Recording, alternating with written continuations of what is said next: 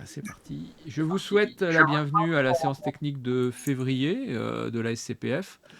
Une séance technique en petit comité à cause des vacances, visiblement. Mais bon, il y a plein de gens qui nous ont dit qu'ils regarderaient le podcast quand ils reviendraient de vacances.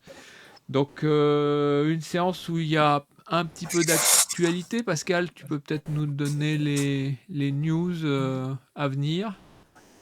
Eh bien, la grande nouvelle, c'est l'Assemblée générale qui aura lieu le 16 mars. Donc, il n'est pas trop tard si vous souhaitez rentrer dans le CA pour vous présenter.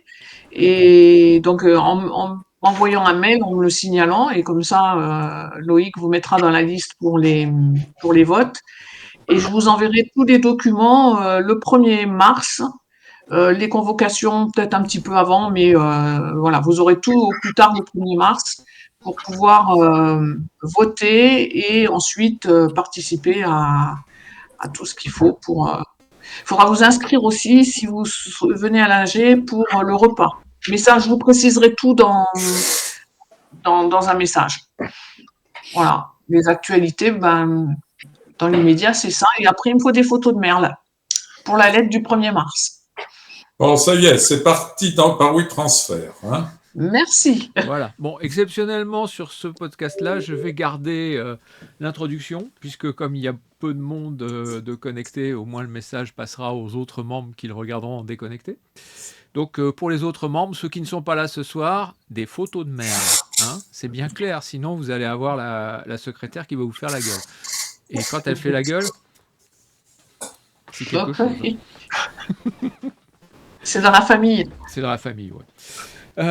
Donc, sur ce soir, oui, je voulais, comme d'habitude, refaire un petit laïus au sujet de notre site internet et de notre forum.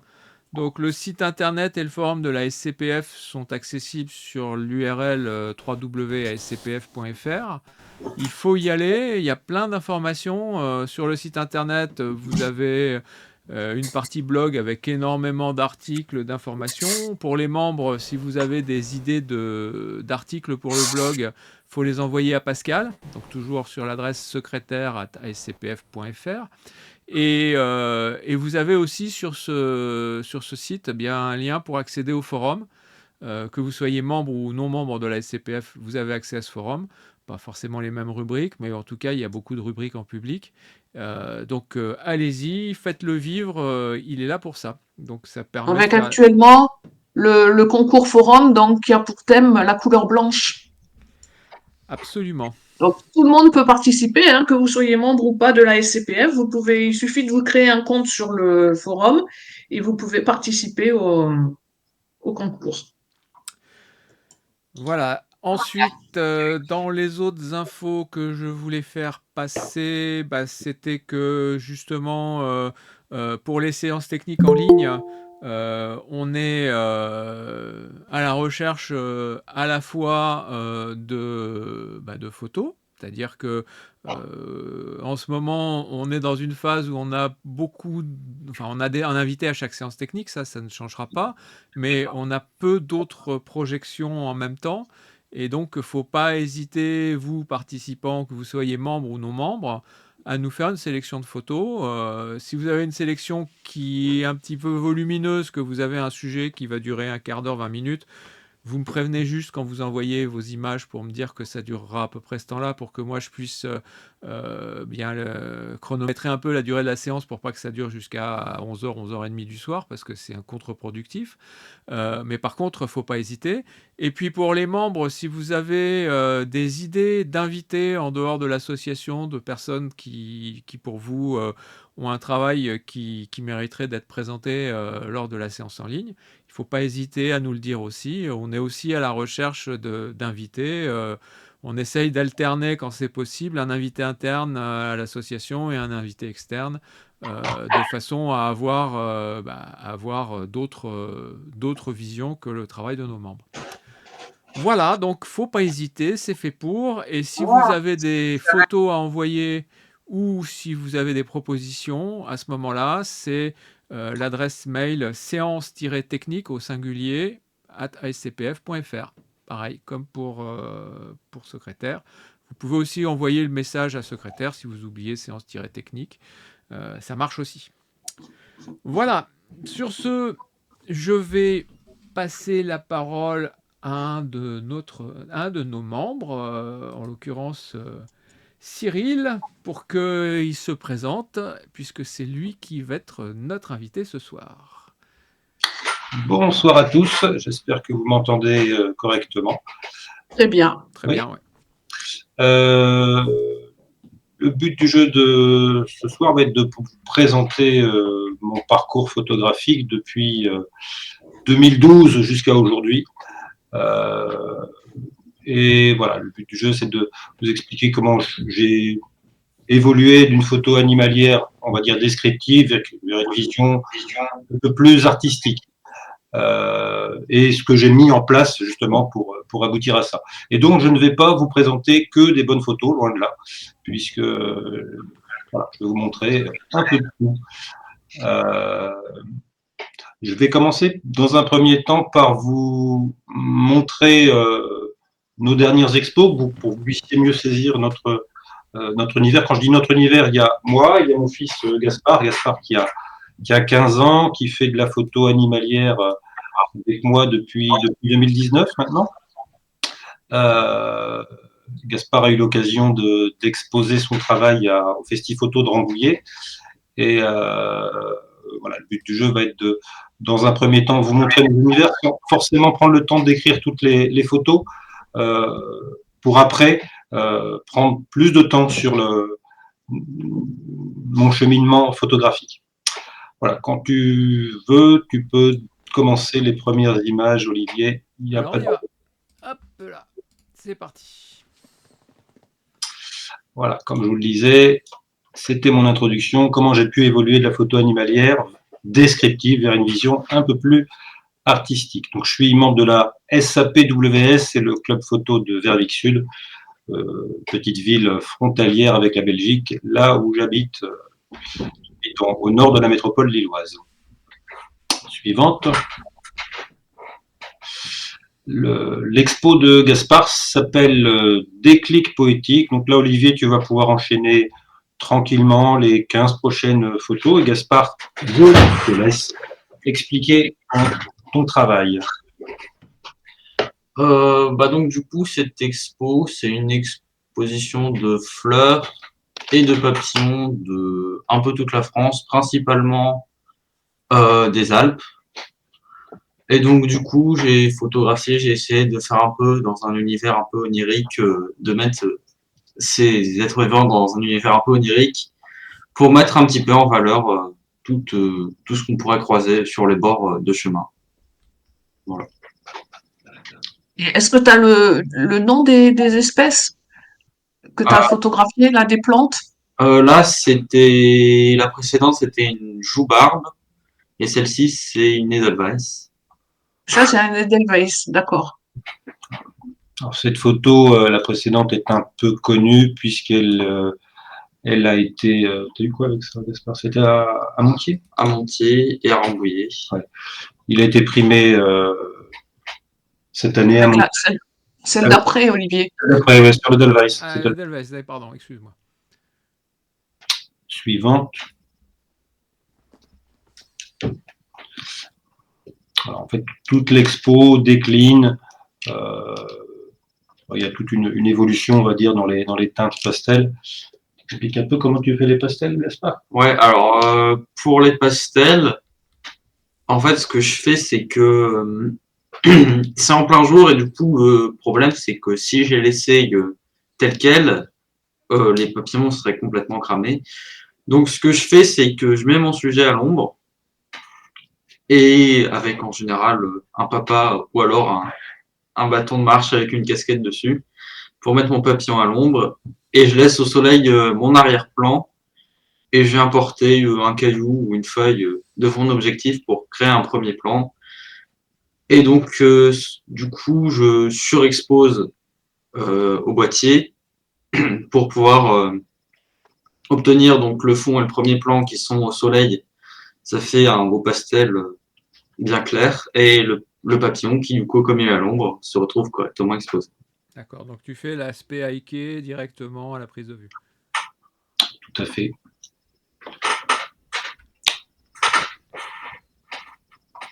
Voilà, sur celle-ci, on retrouve nettement l'apport du premier plan sur tout le bas de l'image. Mhm. Ouais. Oui, ce qui permet d'estomper la tige et de donner, mettre en valeur le sujet en fait. C'est très joli. Merci. C'est quoi ça? C'était un sainfoin. Et là, c'est de nouveau Je vois pas. une petite joubarbe.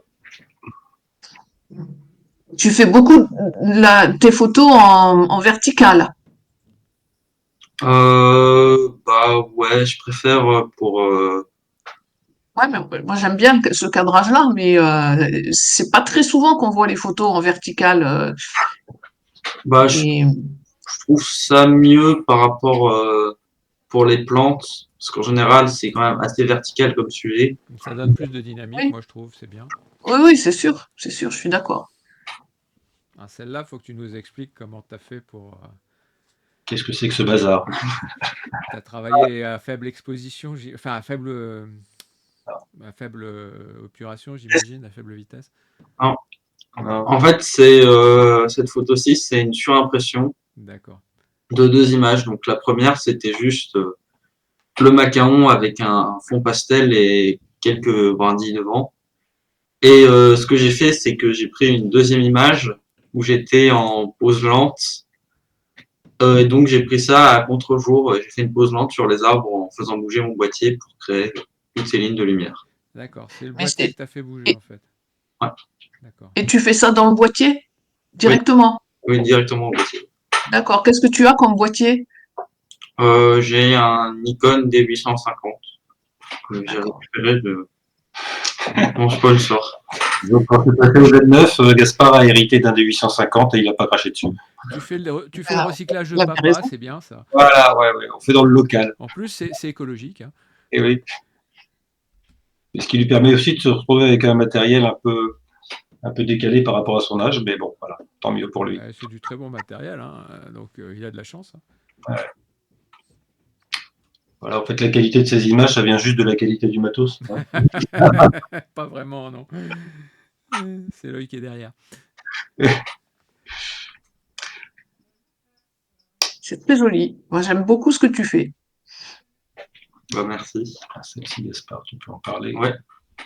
Cette photo-là, c'est une photo qui a été primée l'année dernière à Montier, dans la catégorie jeune. En 2022, Gaspard, en fait, a eu 2 prix d'affilée sur Montier dans la catégorie jeune. En 2022, avec cette image-ci, dans la catégorie autres animaux sauvages. Et en 2023, ça a été dans la catégorie plantes, avec les Dalweiss. Ouais, bien vu, elle est très belle avec la fleur en arrière-plan qui prolonge le reste du pissenlit, c'est très joli. C'est ça.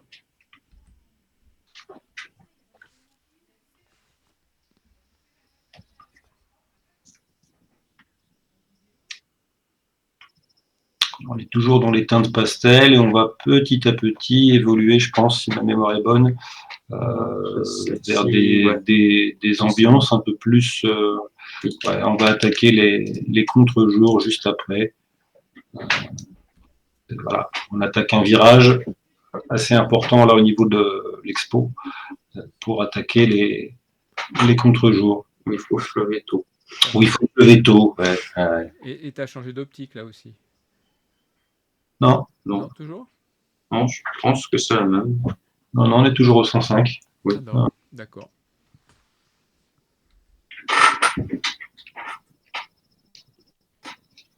Tu peux dire ce que c'est ça aussi. Celle-ci aussi, c'est une surimpression. Donc en fait, la première image, c'était juste, c'est une astrance avec le flair en arrière-plan. Et donc j'ai rajouté tout ce flou de premier plan en faisant plusieurs autres photos, il me semble, d'arbres avec juste une mise au point décalée pour faire des ronds de feu. Gaspard joue énormément avec les surimpressions actuellement. Ça lui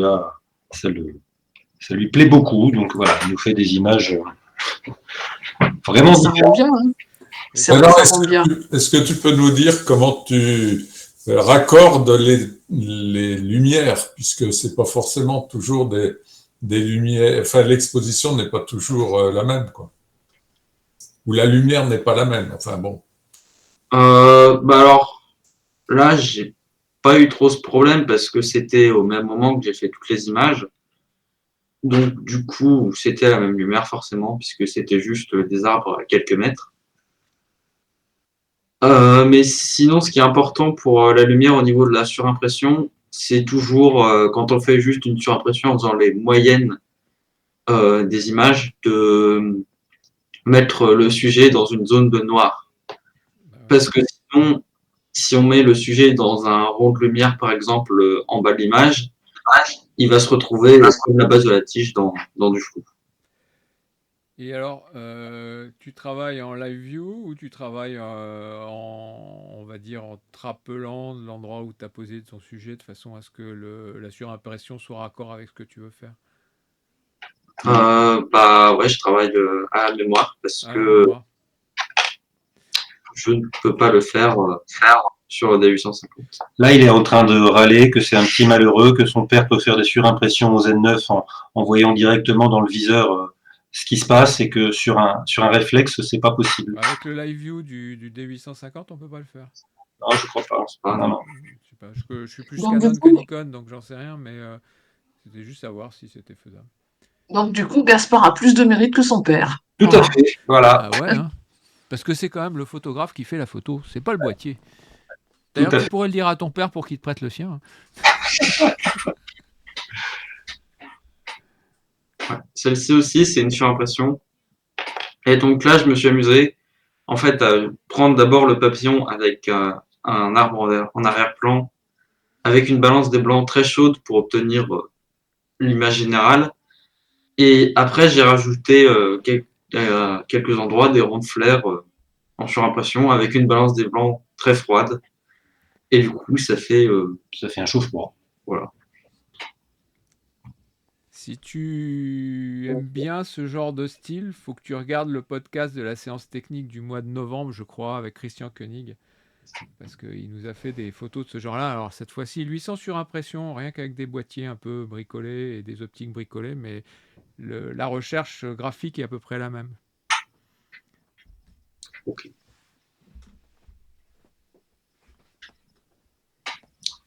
Là, pour le coup, on quitte les surimpressions. C'est une brute, c'est plus simple. C'est juste une silhouette.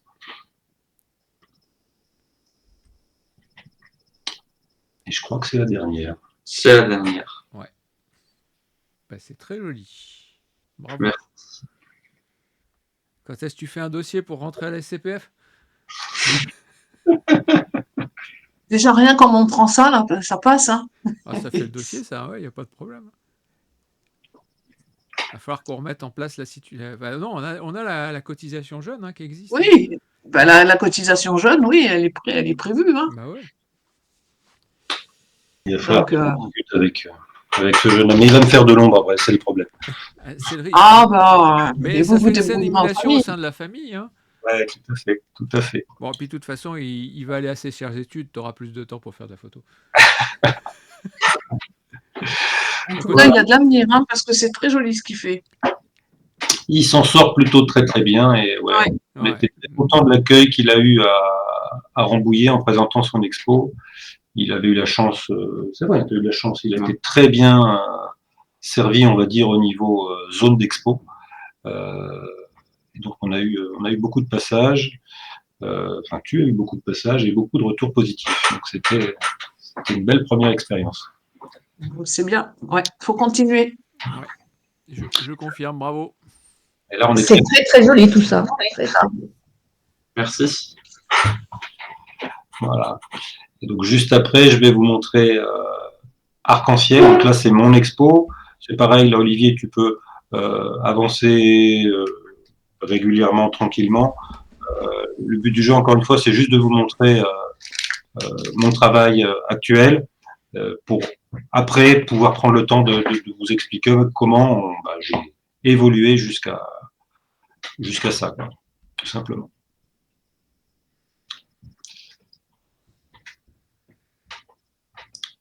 J'aime beaucoup cette image-là. Je la vois tous les matins, elle est en grand en face de mon lit. Quand vous descendez en Camargue, faites signe, hein.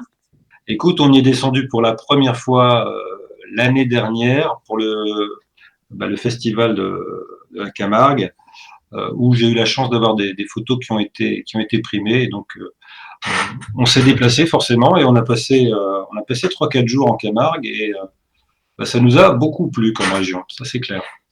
Mais c'était une première pour nous. Donc, moi, mon expo s'appelle Arc-en-Ciel parce que je mixe volontairement à la fois des photos d'oiseaux et des photos d'insectes, de papillons principalement, avec comme fil conducteur tout simplement la couleur en fait. Et le but du jeu en fait de mon travail photographique maintenant, c'est vraiment de montrer des espèces communes. Je vous montrerai pas là sur mon expo, vous n'allez rien découvrir. L'espèce la plus exotique, c'est le flamant rose. Mais tout le reste, ce sont des photos que je fais soit chez moi, là, voilà, c'est à proximité de chez moi, des espèces communes. Et après, les papillons, forcément, enfin, forcément. En tout cas, c'est pas chez moi directement, c'est durant nos vacances à la montagne. Sympa, ça. Ça aussi, c'est moi quand je joue à la surimpression. Mais ça, on en reparlera tout à l'heure de celle-ci. Je vous la montrerai. Je vous montrerai l'envers du décor de cette image, en fait, tout simplement.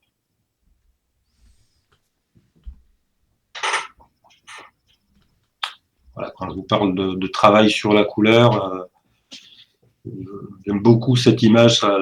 L'arrière-plan se fond avec le premier plan et on a une impression de feu.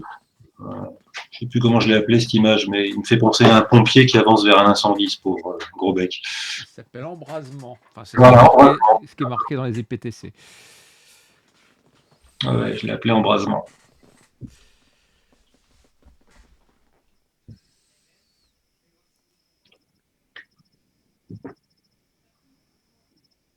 Voilà, quand je vous parle d'espèces basiques, ce ne sont que 2 foules que macroule. Mais plus que l'espèce, c'est vraiment l'ambiance, la lumière qui m'attire. Je suis plus adepte de faire une photographie, on va dire, de tourterelle turque ou de pigeon ramier, peu importe, mais dans une ambiance poétique, avec des belles lumières, plutôt que une espèce très exotique dans une lumière quelconque. Tu joues bien avec la lumière, il n'y a pas de souci. Ouais, là, c'est une grosse sous-exposition, hein, une balance des blancs dans les chauds. Là, c'est extrêmement éblouissant quand on fait ce genre d'image. On a vraiment la lumière en pleine poire, hein, le soleil qui tape sur l'eau directement et qui se reflète. Et là, histoire d'avoir des ronds de flair un peu déstructurés, je me suis mis derrière un buisson, vous le voyez. Ouais. Je l'ai appelée Strass et paillettes, celle-ci. À une ambiance un peu plus gentillette. J'avoue que moi, j'étais pas chaud pour la mettre dans cette expo. C'est ma femme qui m'a poussé à la mettre en disant mais cette image, elle plaît tout le temps. Moi, je suis moins fan, mais bon, voilà. Ma femme l'aime beaucoup. Donc, sous la pression familiale, j'ai cédé. Je l'ai mise. Il faut toujours écouter sa femme. Hein. Exactement. Absolument.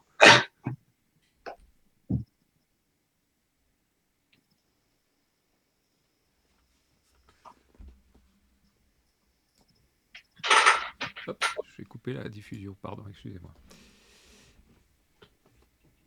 J'aime beaucoup cette image, enfin ces 2 images en fait, je les trouve assez proches l'une de l'autre, dans les teintes en fait, dans l'aspect, elles me plaisent beaucoup toutes les 2. C'est aussi une surimpression celle-ci? Non, c'est pas une surimpression, on en reparlera tout à l'heure, mais non, c'est pas du tout une surimpression. C'est juste un premier plan, mais bien chargé. avec une ouverture, avec une belle ouverture, hein, je suis à 2,8 et donc ça permet de flouter ce premier plan suffisamment. Mais là, par exemple, en bas, à droite de l'image, tout le marron qu'on a là, c'est un tronc d'arbre en fait. Hein. Je suis vraiment collé à un arbre, c'est lui qui fait ça. Et je vise à travers une trouée, une toute petite trouée de lumière. On le distingue, la seule zone qui est vraiment nette sur le héron garde-bœuf, c'est sa tête. Je ne sais pas si vous arrivez à le percevoir. Rapidement, sur son corps, en fait, on devine qu'il est vu, là il est bien net, et dès que tu vas descendre un tout petit peu, voilà, vous voyez là tout de suite au niveau du plumage, c'est fini en fait, il est recouvert par le premier plan. Il apparaît net mais légèrement coloré, quoi. Non, mais c'est bien fait. Et il y avait forcément aussi l'arrière-plan qui était suffisamment loin pour que ça se passe bien.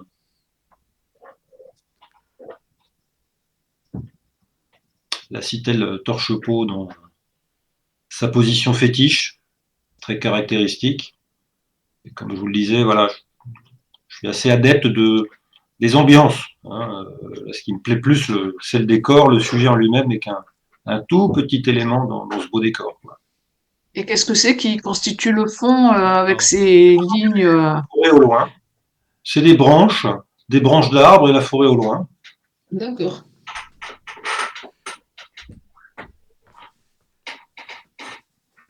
Là, on en revient à ce qu'expliquait Gaspard tout à l'heure, hein, la manière de créer les fonds pastels, mais c'est juste des photos faites en pleine journée, donc l'arrière-plan est très lumineux. Je mets mon sujet à l'ombre pour pas avoir d'ombre portée sur lui. Donc soit j'ai la chance qu'il y soit naturellement, soit je le mets à l'ombre. Alors avec les papillons, des fois quand on le met à l'ombre, il se barre. Souvent il se barre d'ailleurs, mais des fois non. Et c'est là où on peut commencer à jouer. Donc après, à partir du moment où lui est à l'ombre, mon arrière-plan est très lumineux. J'apporte un premier plan, qui lui aussi, je m'arrange pour que mon premier plan soit au soleil. Et après, ça se passe bien.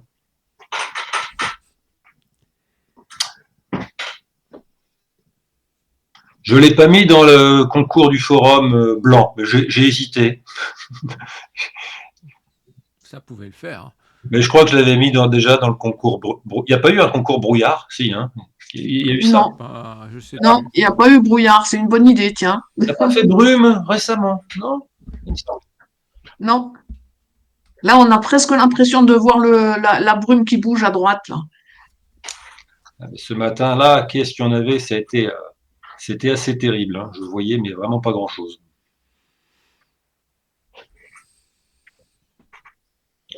Avec mon sujet favori, c'est quand même le Folk Macroll. Il n'est pas difficile à trouver.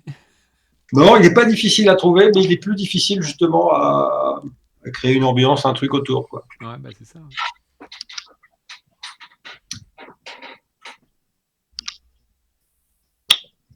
Et donc j'alterne entre mes photos faites dans le nord et mes photos faites dans la Vanoise. Dans quel coin? Du côté de Pralot, par là-bas? À Pralognan même, ouais. Ah d'accord, ok.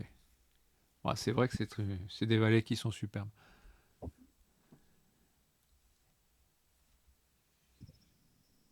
Voilà, quand je vous parle d'un sujet paumé dans son décor, celle-ci rend très bien en grand. En 60, les tirages sont en 60-90 et ça rend vraiment bien. C'est sûr que quand on est sur quelque chose d'un peu petit, bon, le sujet est un peu paumé, quoi, mais en grand format, c'est partie des images que j'aime.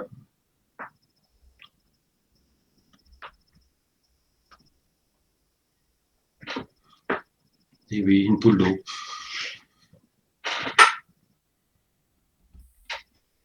Et voilà la dernière, mon ami Pierrot, que vous avez vu cette année, je pense. Oui, c'est cette année dans l'expo. Elle est sélectionnée pour l'expo. Tout à fait. Ouais. 2024, elle sera dans l'exposition. Non, c'est pas celle-là. C'est celle non, alors. 3. Mais tu sais, Pascal, c'est oui. En 22, il y avait une seule photo de macro, c'était la tienne. Je ne sais pas si tu te souviens. Mais si, je sais bien, c'est toujours le drame, il n'y en a jamais des photos de Et macro, c'est enfin, pour ça ou que j'ai très fait le peu. choix de m'envoyer plus des photos de macro, parce que Ouais. ça fait partie de mon univers, hein, la photo ornitho et la photo macro. Et je me suis dit, bon, il n'y a pas assez de photos macro, je vais envoyer des photos de macro pour la SCP. Et cette année, c'est la première fois, il y en a 6 de sélectionnés dans l'expo. Ouais. C'est comme ça. Bah, c'est Voilà. bien. Tant mieux, hein, Oui, tant c'est mieux. bien. C'est une part assez importante, je trouve, En tout cas, c'est une part créative, mais on en reparlera tout à l'heure. Tu peux avancer, Olivier? Merci. Voilà. Alors ça, je vous montre volontairement là des photos, comme je vous avais promis, beaucoup moins bonnes, puisque ça fait partie des images, des toutes premières images que j'ai pu faire en 2016. Suivante. Et donc, en 2018, j'en étais là, et l'idée va être de vous expliquer ce que j'ai mis en œuvre pour passer de l'une à l'autre. J'ai dit des bêtises, c'est 2020 celle-là, pardon. Ouais, je suis en 2020, mais donc en 4 ans de temps, je ne dis pas qu'elle est, c'est fou, mais enfin, je pense qu'on a un peu progressé. Suivante. Voilà, ça c'est les toutes premières images nature que j'ai faites, c'était en 2012.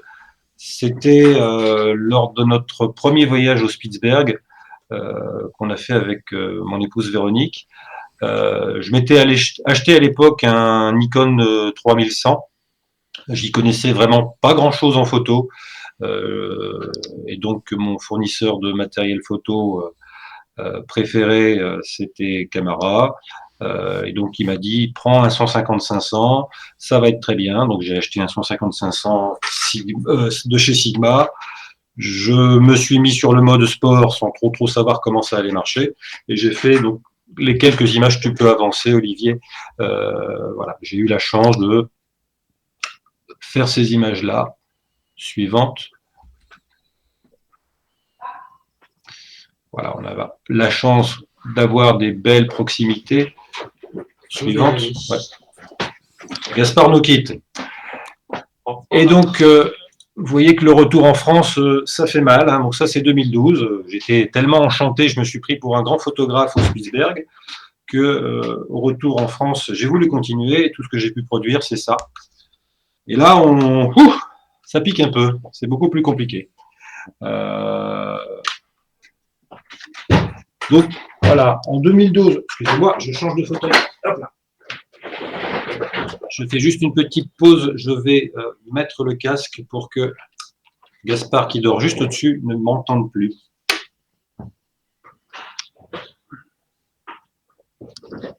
Alors.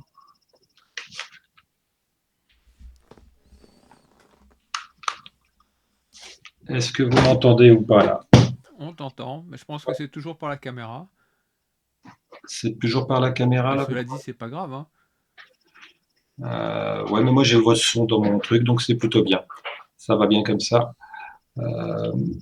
Alors, pardon. Je suis du coup perdu, excusez-moi. Hop là, on en était là. Ouais, voilà. Donc, entre 2012, en 2012, au retour, j'ai plus rien fait. Je me suis arrêté parce que j'ai trouvé que voilà, je n'y arrivais pas. Tu peux avancer. En 2016, le Spitzberg nous avait tellement plu qu'on a fait le choix d'y retourner en famille. Cette fois-ci, la première fois, on y était allé à deux. En 2016, on y retournait en famille. Suivante. Pour ce deuxième séjour, je me suis décidé à essayer de progresser un peu en photo, à mieux comprendre ce que je faisais.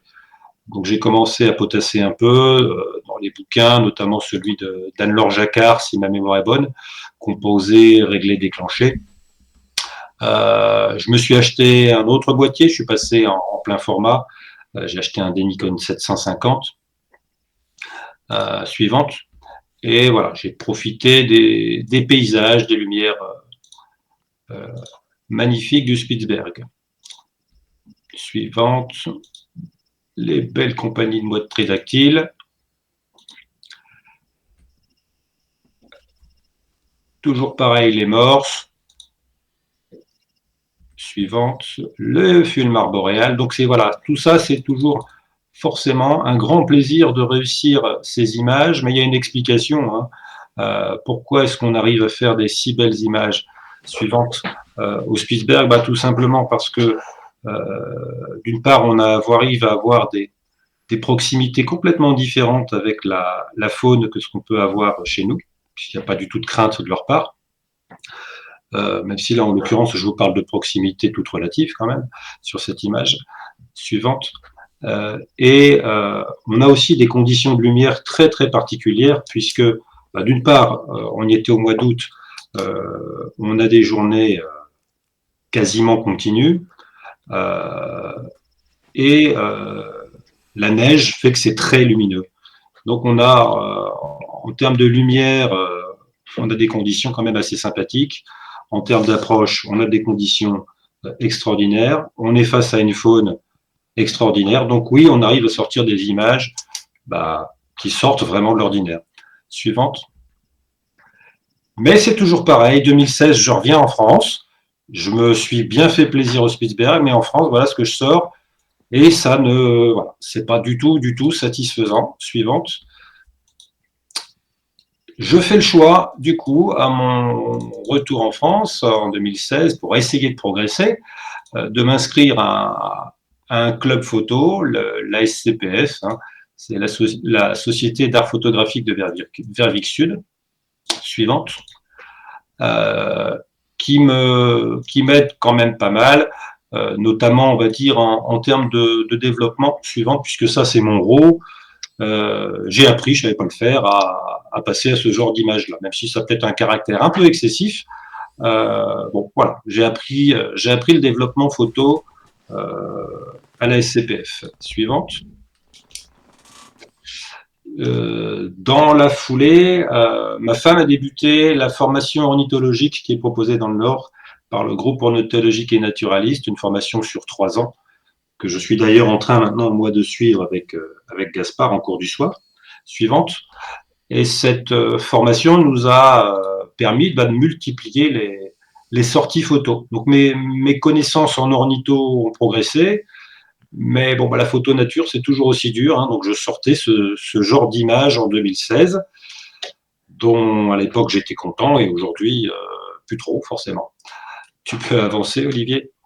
Voilà, donc toujours pareil, les connaissances ornitho, c'est bien, je progresse, je suis capable d'identifier ce que je photographie, mais bon, c'est pas transcendant. Tu peux avancer.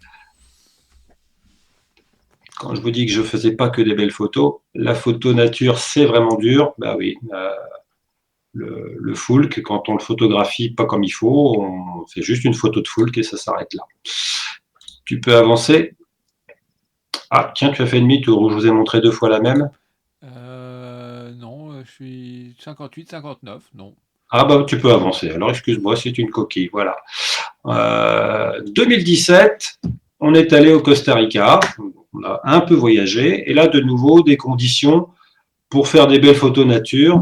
Suivante, puisque même topo, on a des proximités vraiment plaisantes. Ça c'est un héron vert, hein, c'est un très beau petit héron qui n'est pas farouche pour dessous. Salut Ludo. Tu peux avancer. Bonjour. Suivant. Bonsoir Ludo. Salut Ludo. Ça va, je suis pas trop en retard. Hein. Ça va, presque pas. On s'en est pas rendu compte. Suivante. Voilà, toujours pareil. Le Costa Rica, je pense que certains d'entre vous doivent avoir ont peut-être eu l'occasion d'y aller avec les proximités vraiment intéressantes.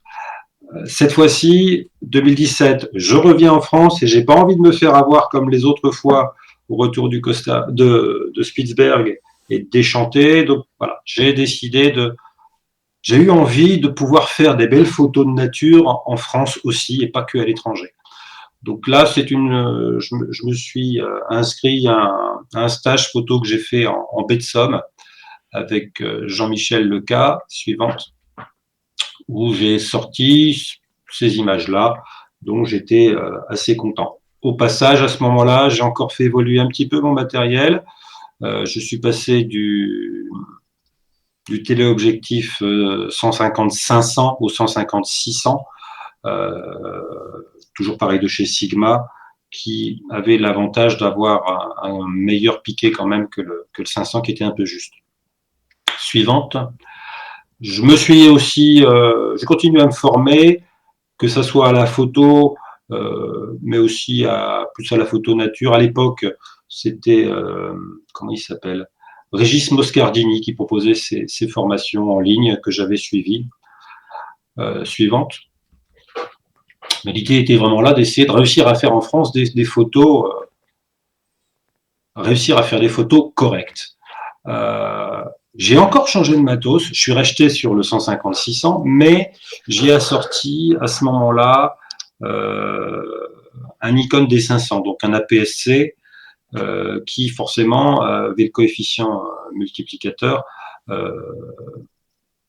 était capable d'aller chercher loin, surtout que j'avais fait la bêtise à l'époque d'y rajouter un téléconvertisseur 1.4, et donc je me retrouvais avec un équivalent de focale entre le 600 mm fois 1.4 fois le coefficient APS-C, bah, ça faisait plus de 1000, 1200 et des brouettes de focale. Bon, j'ai changé d'avis après, mais enfin l'idée là était vraiment de réussir à m'approcher. C'est à ce moment-là aussi, suivante, où j'ai commencé à faire des sorties, on va dire, matinales exclusivement dédiées à la photo. En 2017, voilà, j'ai pris conscience, enfin, de tout ce que je voulais réussir à maîtriser dans une photo, dans la photo animalière suivante. Et ce que je voulais maîtriser, c'était, dans un premier temps, la hauteur de prise de vue. Cette photo-là, elle est faite au viseur depuis la berge, suivante. Celle-ci, qui est beaucoup plus basse, je pense que vous en rendez compte, et ça change les choses. En tout cas, pour moi, je trouve qu'on a une bien meilleure proximité, même si cette photo est toujours pas transcendante, hein, mais elle date de la même époque, ces deux images, de 2017. Cette photo-là, elle a été faite en live view. Je suis assis sur le bord de la berge et j'ai le téléobjectif à bout de bras. Donc, c'est pas du tout confortable, mais ça m'a permis d'être le plus bas possible. Suivante. Même ordre d'idée sur la hauteur de prise de vue. Là, je suis sur la berge. Suivante. Là, je suis dans les mêmes conditions. Je suis assis le plus proche possible de l'eau et je travaille en live view avec mon boîtier très bas. Suivante. Donc ça, c'était le premier élément que je voulais apprendre à maîtriser, enfin vraiment réussir à maîtriser, c'était la hauteur. Le deuxième élément important qui m'est apparu, c'est la lumière. Il m'a fallu un peu de temps pour comprendre tout ça, mais que la qualité de la lumière était capable de changer beaucoup de choses, puisque en fonction de la lumière, soit on a cette image-là un peu tristounette, suivante, et celle-ci, où ben voilà, on est sur une lumière du soir, on arrive à avoir des ambiances un petit peu plus sympathiques. Toujours pareil, sur une espèce d'une banalité à toute épreuve, et je ne vous dis pas que cette image est parfaite. Toujours pareil, je compare deux images de la même époque. Suivante. Troisième élément important que je voulais réussir à maîtriser dans mes images, c'était l'arrière-plan.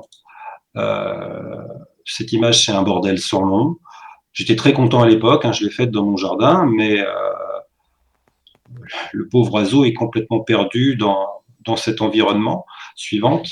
Et j'ai pris conscience que voilà, si on voulait réussir à sortir une image un tant soit peu intéressante, il fallait que l'arrière-plan soit maîtrisé. Suivante. Et donc, je me suis mis, c'était à l'hiver 2018, où j'ai beaucoup joué. Je me suis installé une mangeoire en face de la fenêtre de la cuisine, et j'ai fait des photos donc des oiseaux venant à la mangeoire.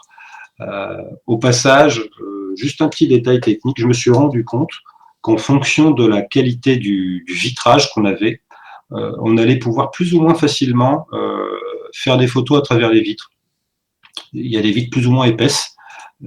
Certaines, ça dégrade vraiment beaucoup l'image, d'autres, pas tellement. Suivante. Voilà, c'était juste pour vous montrer ma petite installation. Hein. la mangeoire. Et cet arrière-plan très épuré, c'est quoi? C'est juste mon gazon l'hiver en plein soleil. C'est tout, ce n'est que ça. Suivante. Voilà. L'autre truc que j'ai mis en place à l'époque, vous voyez que je suis dans le Nord, hein, il y a de la brique partout. Ce soupirail, c'est ma cave. Et donc, je me suis installé dans mon soupirail suivant, enfin dans ma cave, pardon, pour faire des photos à travers le soupirail. Et toujours pareil, pour vous remontrer ces histoires de hauteur suivantes, là, je suis dans la cuisine et là, je suis dans ma cave. Et bah, l'air de rien, d'un coup, ça change du tout au tout quand on change de hauteur de point de vue.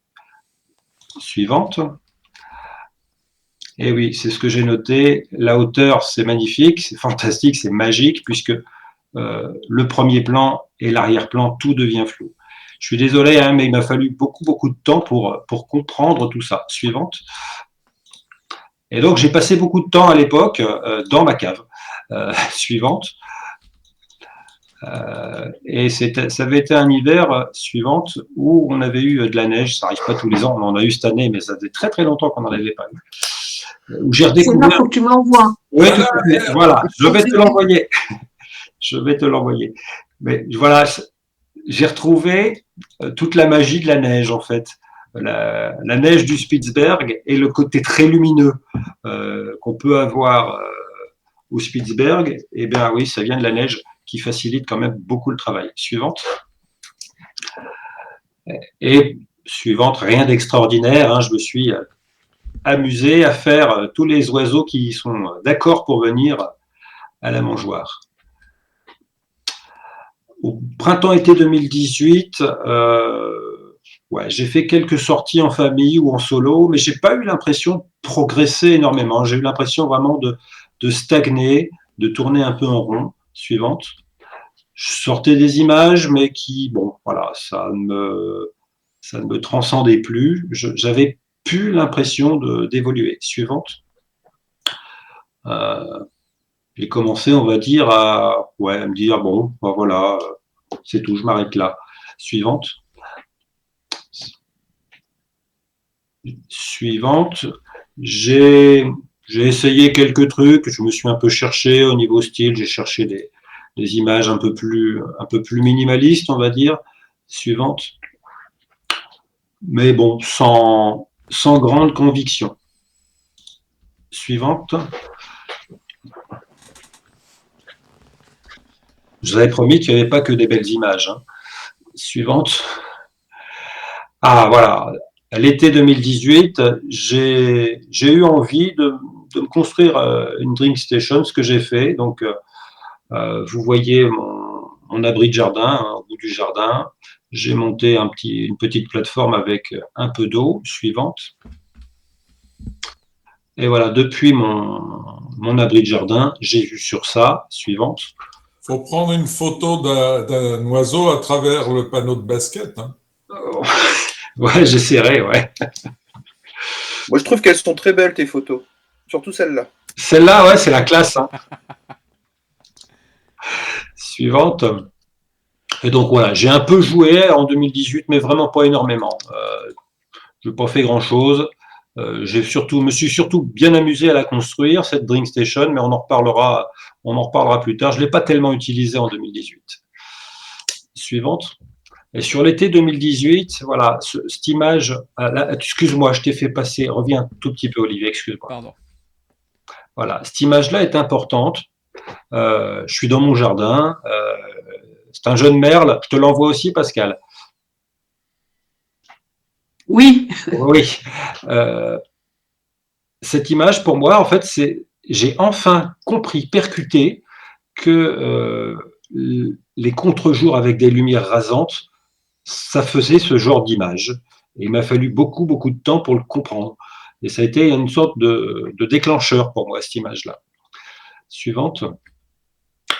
Et au printemps 2019, voilà, on va dire ça a été l'heure des choix pour moi pour réussir à maîtriser tous les paramètres qu'on a évoqués, que ce soit la hauteur de prise de vue, la lumière, Et je ne sais plus quel était le troisième dont je vous parlais tout à l'heure. Et voilà, j'ai fait Premier des... plan, arrière-plan. Oui, pas là, merci, tout à fait. L'arrière-plan, dans un premier plan, l'arrière-plan. Tu peux avancer. Et donc, je me suis dit que pour réussir à faire des photos d'oiseaux dans l'eau, bah, le meilleur moyen, tu peux avancer, c'est de se mettre à l'eau. Donc, c'est ce que j'ai fait. Je me suis acheté une paire de waders. Et voilà, j'étais dans des positions au début comme ça, ce qui était assez inconfortable. Donc là, je suis assis le cul dans l'eau. C'est pas très confortable, c'est pas super sécurisant. Suivante. Mais voilà, c'est dans ces conditions-là où j'ai sorti cette image-ci qui commençait à devenir un petit peu intéressante. Suivante. Et où, voilà, quand je vous parle de choix, je me suis dit c'est fini, je ne cherche plus à faire des photos, on va dire, en billboard ou en balade familiale. Ça, c'est fini. J'arrête. Maintenant, quand je fais des photos, c'est des sorties destinées exclusivement à la photo. Suivante. Et donc, j'ai fait le choix à partir de ce moment-là de faire des sorties seules ou entre photographes. Suivante. Et d'ailleurs, là, ce que je vous présente, celles-ci, les trois suivantes, sont des photos que j'ai fait lors de sorties photos avec la SAP WS. Suivante. Et tu peux passer à la dernière. On a voilà, sur trois ambiances assez similaires sur ces trois images-là. Oui, je vois les petits pouces qui se lèvent. C'est vrai qu'en expo, ces trois images-là interpellent et plaisent beaucoup. Ça fait partie d'une de mes premières images vendues, la précédente, la petite carrée. Tellement ça plaît. Suivante. Donc j'ai fait le choix de me dire je ne sors que pour faire des photos, et donc seul ou avec des photographes, et puis en famille. Je me mets à l'eau, parce que si je veux bien voir, être à la bonne hauteur, il faut descendre. Et je me suis dit aussi, pour multiplier les opportunités, il faut multiplier les sorties. Pour multiplier les sorties, ben, il faut privilégier la proximité, c'est-à-dire je vais me débrouiller pour faire des photos à côté de chez moi. C'est pas la peine d'être frustré quand on revient. Je vais apprendre à faire des photos à côté de chez moi. Et je vais me focaliser sur les espèces locales, banales. Voilà, c'est un choix. Tu peux avancer. Là, j'ai réinvesti de manière un petit peu plus lourde, on va dire, dans le matériel, puisque je me suis décidé à passer au 402.8 de chez Nikon. Tu t'es mis à l'haltérophilie. Voilà, tout à fait. Mais j'ai privilégié le 400 mm pour avoir une grande ouverture et des flous très progressifs et très doux. J'ai laissé tomber mes délires d'être avec un boîtier APS-C. Je suis revenu au plein format, je suis passé au 850. J'ai arrêté les multiplicateurs, je me suis dit stop, on va revenir sur un 400 avec une grande ouverture et on va s'approcher plutôt que de vouloir, et donc on va devoir se cacher. Suivante. Plutôt que de... Voilà, j'ai investi dans un affût flottant, hein, que j'imagine beaucoup d'entre vous connaissent. Ça m'a permis surtout de gagner en discrétion pour moi et en sécurité pour le matériel, enfin, que ce soit pour moi ou pour le matériel en termes de sécurité. Suivante, puisque je n'étais plus dans des positions scabreuses. Et donc là, j'ai beaucoup joué avec mon affût flottant en privilégiant forcément, suivante, les contre-jours. Hein. Ça y est, j'ai découvert que les contre-jours, ça permettait de sortir des belles images. Suivante. Et qu'on arrivait à avoir des proximités complètement hallucinantes avec l'affût flottant. Cette image n'est pas recadrée. Et j'ai passé, je pense, ça m'a paru une éternité, c'était peut-être que 5 minutes, mais il était vraiment à côté de l'affût, je le dérangeais absolument pas, c'était vraiment très très chouette. Suivante. Donc voilà, les images en contre-jour, je m'en suis et je m'en régale toujours. Suivante. Mais ce qui est génial avec l'affût flottant, c'est que s'il ne se passe rien du côté lumière, ben on a vite fait de se tourner. Hein. C'est pas, on fait une rotation à 180 degrés pour regarder ce qui se passe. Et là, réellement, hein, ce que l'image précédente et celle-ci,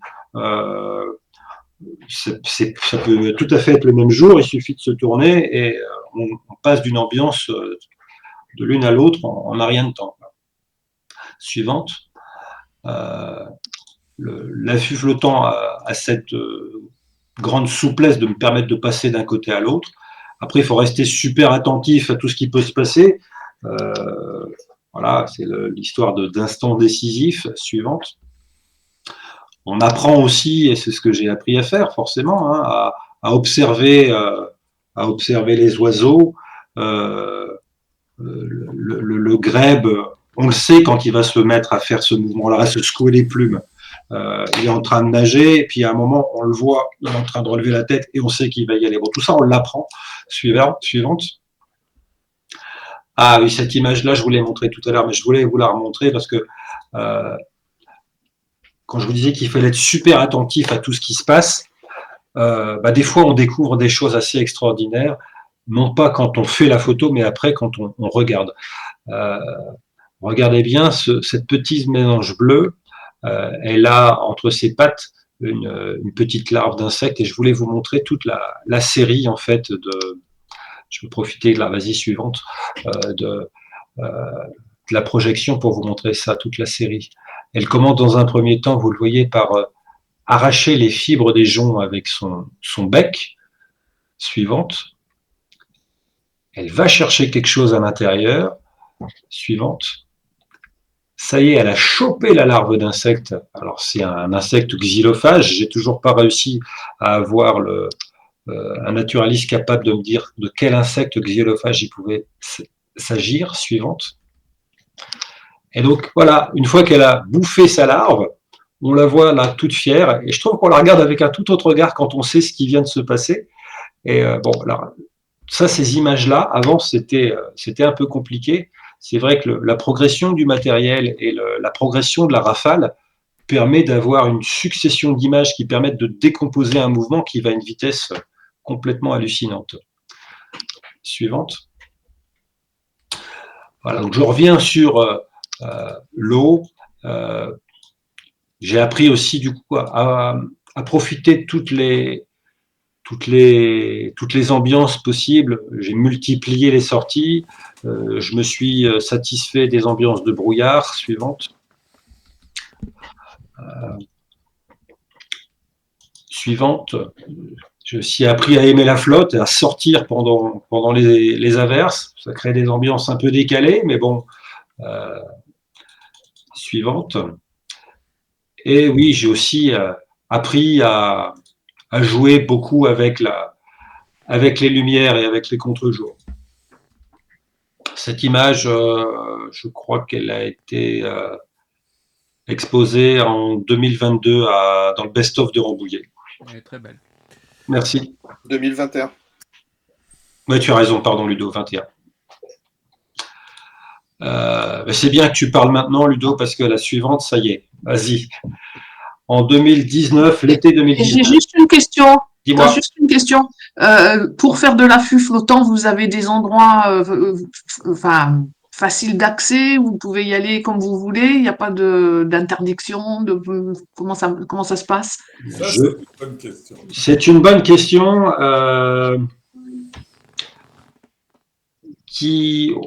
On va dans des endroits publics. Je vais dans des endroits. On va dans des endroits publics. Ludo et moi, on n'a pas fait d'affût flottant. Je vais vous montrer après dans quelles conditions on a pu travailler. Et là, cette zone d'eau, maintenant, on y a plus accès. Mais quand je fais de l'affût flottant, voilà, c'est pas dans des endroits privés. C'est dans des pièces d'eau publiques, des pièces d'eau urbaines, hein, à proximité de chez moi. Les photos, je les fais sur la Lys. La Lys, c'est la frontière entre la France et la Belgique. J'y suis en 2 minutes à pied, hein, c'est vraiment à côté de chez moi. Et c'était vraiment toute l'idée de la démarche, c'est-à-dire se contenter de son environnement local. Ouais, d'accord. Mais la question, c'était de savoir s'il y avait la possibilité de faire ça. En Camargue, tu fais pas ça, quoi. Ouais, parce qu'en Camargue, c'est beaucoup des temps privés. C'est tout privé. Ouais, mais là, c'est pas le cas. Je suis sur des zones publiques où, voilà, quoi, il y a du monde, il y a clairement du monde, Non, mais c'est pas grave. d'accord. Et donc en 2019, on a commencé avec mon camarade de Ludo, de la SAPWS, là où on s'est rencontrés, à mutualiser notre travail, on va dire, à se mettre à sortir et à faire des photos communes. Suivante, on a commencé à repérer les lieux à deux, à faire des échanges, à repérer la position du soleil, suivante, pour réussir à sortir tous les deux. Là, Merci beaucoup. Merci beaucoup. Je t'en prie, là. T'as pris cher depuis, hein. Suivante. Et donc là, vous nous voyez notre position favorite pour faire de la photo, c'est-à-dire on est le cul et les pieds dans la vase, le boîtier posé sur la berge à ras de l'eau, et des fois même avec l'eau qui rentrait dans le pare-soleil. Suivante. Voilà, ça c'était notre position suivante. Et donc là, on travaille en live view, du coup. Hein. On a beaucoup travaillé en live view, et donc des trucs très très simples. Une petite bâche, un petit filet tendu, et puis rouler jeunesse. Hein. Et une bonne bière. Bah même pas, tu vois. Non, parce qu'on se levait super tôt. Et non, suivante. Si, après la bière, après. Et là, déjà, il nous a fallu du temps pour mettre une bâche, parce que pendant longtemps, on a quand même traîné dans la vase. Ouais, c'est vrai. On est comme des gros bourrins, et on s'est dit qu'après, il y en avait peut-être marre de nettoyer les waders, donc on a posé une petite bâche. Et après, vous passez les boîtiers sous la douche pour pouvoir les dévaser. Ouais, un petit coup d'éponge sur le pare-soleil et ça va, ouais. Suivant. Non, parce que là, tu vois, sur la photo, excuse-moi, je t'ai fait passer un tout petit peu vite. Le boîtier est posé sur la bâche, et il y a vraiment là, que le boîtier, c'est ça. Hein. Voilà, là, tu as le pare-soleil qui sort, tu vois. D'accord. Mais le boîtier est sur la bâche, et de l'autre côté du filet, il n'y a que le pare-soleil, en fait. Ok. Suivante. Et donc, voilà, des fois on était à deux, des fois on était tout seul et on faisait pas mal d'échanges.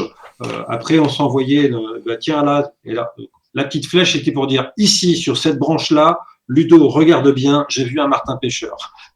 Suivante. Et voilà le fameux martin. Suivante. Qu'on a pu, que ce soit Ludo ou moi, suivante, disséquer sous toutes les ambiances possibles et imaginables.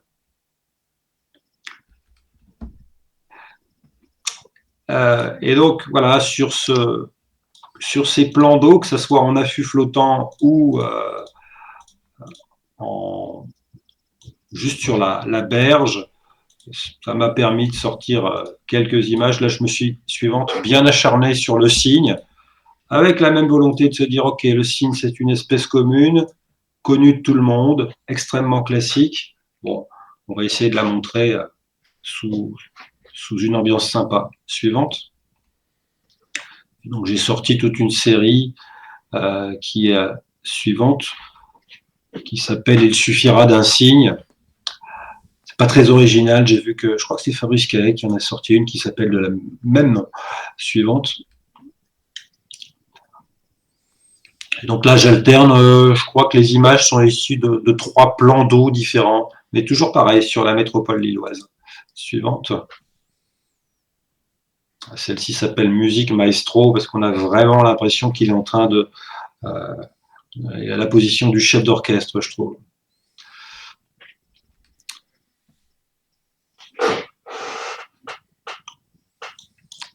Je ne sais pas si tu la connais, c'est celle-là, Ludo. Je n'ai pas dû trop la montrer, celle-ci. C'est une image que j'aime beaucoup. C'est ce que je me disais, ouais, justement. J'ai encore des trucs secrets, tu sais. Suivante. Voilà, toujours pareil, on essaie de choisir les moments les plus sympas. J'aimais beaucoup ces projections assez symétriques qui l'entourent. Suivante.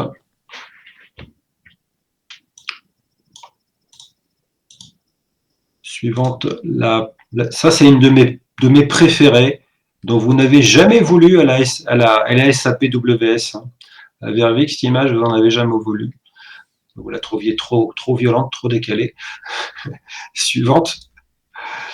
Et ça, c'est l'une des images qui a été dans l'expo de la SCPF, je crois que c'est la 2022. L'année dernière. Ouais, tout à fait. C'est l'an dernier. Suivante. Et voilà, ça c'est la dernière de la série sur les signes. Et cette série est magnifique. Hein. Ouais, ben c'était vraiment merci. L'idée, c'était d'essayer de sortir quelque chose d'un peu différent sur une espèce banale, en fait. Le signe, tout le monde sait ce que c'est. Et donc, bon, on va le regarder un tout petit peu différemment. Quoi. Voilà. Suivante. Et donc, petit résumé de tout ce que je viens de vous raconter. Mes choix, c'était de dire, OK, on fait que des sorties pour la photo.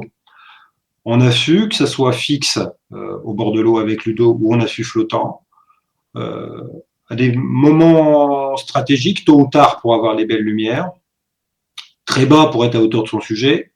Si possible à contre-jour, mais bon, ça c'est moi qui suis attiré par ce travail-là. Et forcément, tout ça, ça nécessite du travail de repérage en amont, hein, ça se fait pas tout seul. Je m'en suis rendu compte, il a fallu un peu de temps, mais je m'en suis rendu compte. Et voilà, ça c'est vraiment le message de mon travail, c'est que même les espèces communes, on arrive, elles peuvent être magnifiques, il faut juste en donner un petit peu les moyens. Voilà. Là, je vais vous montrer, tu vas pouvoir enchaîner, Olivier. Il y a quelques photos, ça c'est avant, hein, ce que je faisais en 2016, et la même espèce quelques années après. On arrive à avoir dans une ambiance un peu plus magique, on va dire. Suivante. Pareil, un combat de foulques. Suivante, des foulques en train de cavaler. Bah, quand tu t'en donnes les moyens, tu en sors ça. Suivante. Le grand cormoran qu'on voit un peu partout. Et donc j'étais très fier de faire cette image en 2016. Je crois que c'est au Marcanter, ça. Suivante. Bon, bah finalement, j'ai appris à préférer. Ah, excuse-moi, je t'ai fait passer un truc. Ouais, c'est pas grave. J'aime beaucoup celle-là. On a l'impression d'avoir des bras grands étendus. Il s'extrait de l'eau là avec une force, c'est assez terrible. Suivante. Voilà, pareil, une image de 2016, je pense. Et là, on est fin 2019. Le Vano UP vu dans une lumière un petit peu différente. Suivante. Voilà, je vais vous rappeler des mauvais souvenirs. Le confinement, en mars 2020, on s'est tous retrouvés comme des cakes bloqués chez nous. Et donc, c'est à ce moment-là que j'ai pris la décision de m'occuper de ma Dream Station, d'en tirer un peu parti, puisque c'est quand même un bon endroit, un super endroit pour apprendre à maîtriser premier plan, arrière-plan, lumière. C'est un chouette endroit. Suivante. Et c'est dans ma Dream Station où j'ai fait cette image qui s'appelle Narcisse, et où en fait l'arrière-plan, ce n'est que ma haie de tuyas, qu'on voyait peut-être d'ailleurs sur la photo précédente, non non, là c'est les framboisiers, juste derrière le bassin c'est les framboisiers, et tout au loin là-bas, ouais, c'est de la verdure, c'est pas les tuyas qu'on voit à ce niveau-là, mais c'est de la verdure au loin. Et donc l'arrière-plan, ce n'est que ces arbres-là en plein soleil. Mais lui, mon bassin étant à l'ombre, on arrive à avoir des contrastes intéressants. Suivante. Voilà, donc j'ai bien joué, toujours pareil avec les espèces banales et des arrière-plans plus ou moins texturés, plus ou moins structurés. C'est des histoires après d'ouverture de mon objectif. Suivante. Alors après, comme je vous l'ai dit au début, mon univers photo, c'est la photo d'ornitho principalement, mais pas que. Et ça, c'est beaucoup, on va dire, de septembre à juin. Et l'été, on est à la montagne, dans le parc de la Vanoise, à Pralognan. Et je me suis beaucoup amusé à faire de la photo macro, hein, les photos de papillons.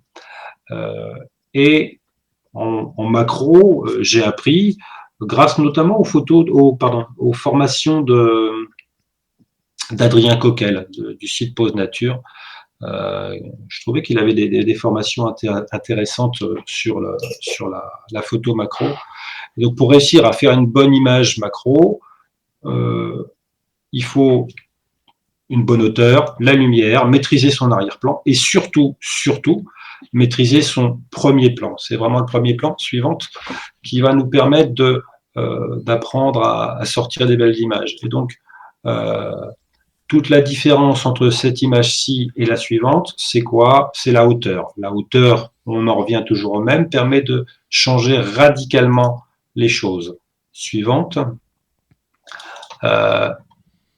La lumière, c'est un élément indispensable. On l'a évoqué tout à l'heure, Gaspard vous expliquait en intro sa manière de travailler. Sur cette image-ci, je crois qu'il est midi, hein. Donc on est en pleine journée. Quand on dit qu'on ne peut pas faire d'image en pleine journée, c'est pas vrai. On peut, il faut juste apprendre à gérer la lumière. C'est-à-dire que l'arrière-plan, là, on est en randonnée à Pralognan. L'arrière-plan, c'est le chemin de Cailloux, hein, qui est en plein soleil. Gaspard m'aide, c'est-à-dire qu'il a mis le papillon à l'ombre avec sa casquette. Il fait de l'ombre au papillon pendant que je le photographie. Et vous voyez en bas de l'image le premier plan qui permet de flouter le bas. Suivante. Et donc, on peut faire des belles images, même en pleine lumière. Il faut juste réussir à gérer les choses. Et donc, maîtriser la lumière, soit ça va être en pleine journée, soit en contre-jour. Hein. La joie des contre-jours matinaux, c'est toujours là. Suivante.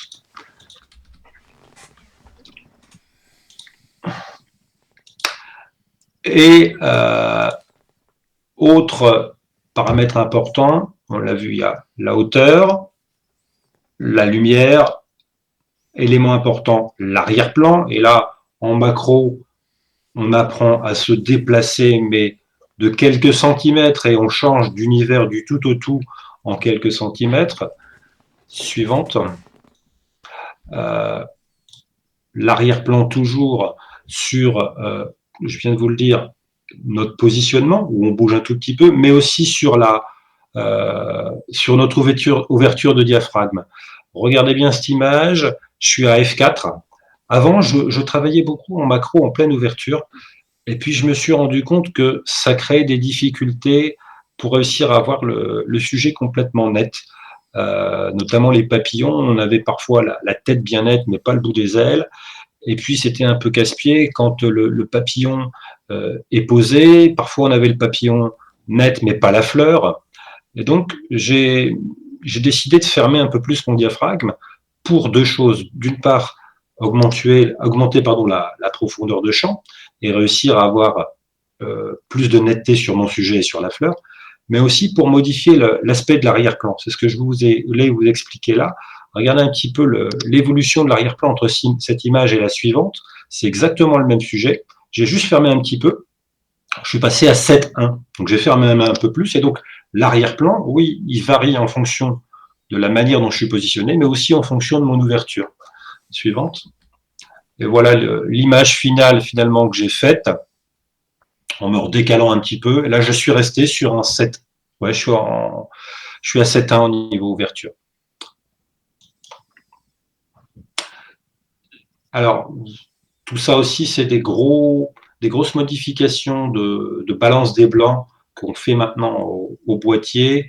Et je suis passé au Z9. Hein. C'était l'une des raisons qui m'ont poussé, il y en avait beaucoup d'autres, mais ce qui m'attirait sur l'hybride, c'était cette possibilité de voir immédiatement au boîtier le rendu de l'image, enfin au viseur, on a le rendu de l'image directement. Et notamment le travail sur la balance des blancs m'intéressait énormément pour réussir à voir quelle ambiance on pouvait sortir. Suivante. Donc, l'arrière-plan sous les sous-bois, c'est voilà, un grand plaisir de jouer avec la lumière en sous-bois pour modifier à souhait l'arrière-plan. Suivante. Au passage, c'est le Chardon des Alpes, la photo que vous venez de voir. Et pourquoi je vous montrais celle-ci? Qu'est-ce que je voulais dire? Toujours pareil, hein, les contre-jours et le jeu qu'on peut faire avec l'arrière-plan en contre-jour, c'est un grand plaisir. Au passage suivante, voilà, je voulais vous montrer, je revenais avec le jeu avec la lumière et avec la balance des blancs, entre cette image-ci, suivante, et celle-ci, il y a 5 minutes d'écart, c'est le même sujet, je suis au même endroit, je me suis juste tourné d'un côté ou de l'autre vis-à-vis de la lumière. Là, j'ai le soleil dans le dos, il éclaire mon sujet, il éclaire mon arrière-plan. La précédente, j'ai le soleil face à moi.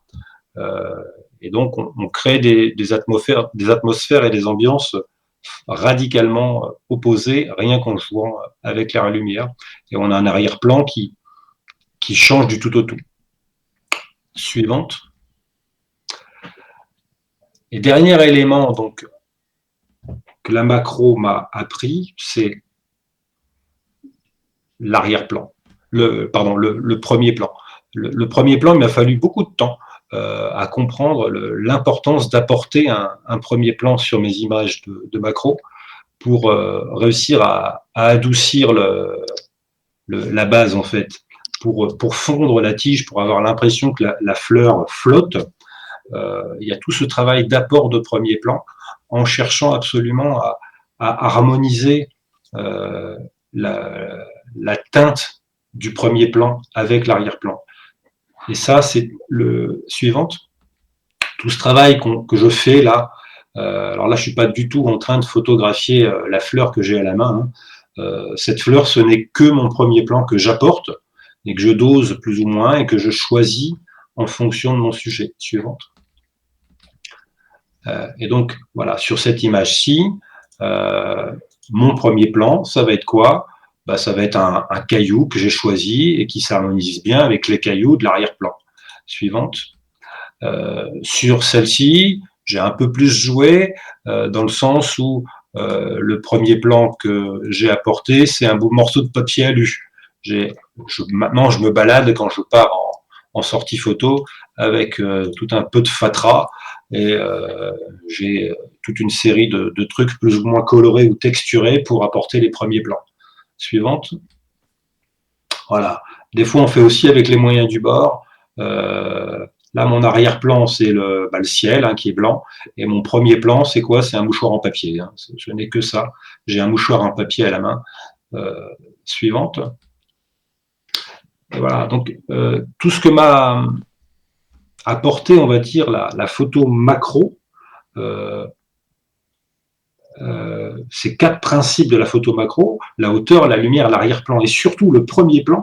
Le premier plan, c'était l'élément qui me manquait dans la photo animalière, on va dire, autre que macro, que j'essaye maintenant au maximum d'apporter. Suivante. Et donc, l'apport d'un premier plan permet de passer d'une photo de héron en vol qui, bon voilà, ça allait escaler, hein, suivante, à une photo où, voilà, on a une ambiance différente. D'où vient cette ambiance? C'est juste que je fais ma photo à travers un branchage assez fourni. Je m'arrange pour viser à travers une trouée dans l'arbre. Hein.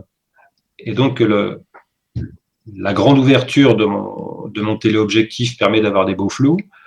Je fais une balance des blancs adaptée pour avoir une ambiance qui me plaît et on arrive à ce genre d'image. Suivante.